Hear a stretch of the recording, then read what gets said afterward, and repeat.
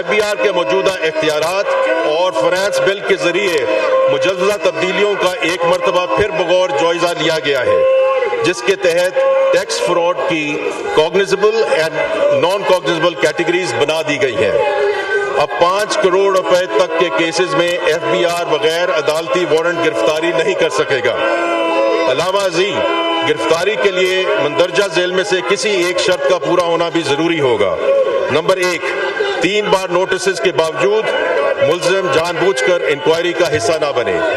Number 2، راہ فرار اختیار کرنے کی کوشش کرے۔ نمبر 3، ریکارڈ کو ٹیمپر کرے۔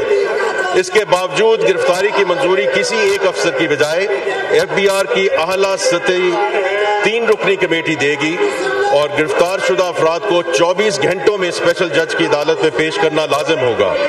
اس کے علاوہ یہ امر بھی یقینی بنایا جائے گا کہ اس عمل میں کسی شہری سے کوئی زیادتی نہ ہو اور قانون میں دیے گئے اختیارات کا ناجائز استعمال نہ ہو۔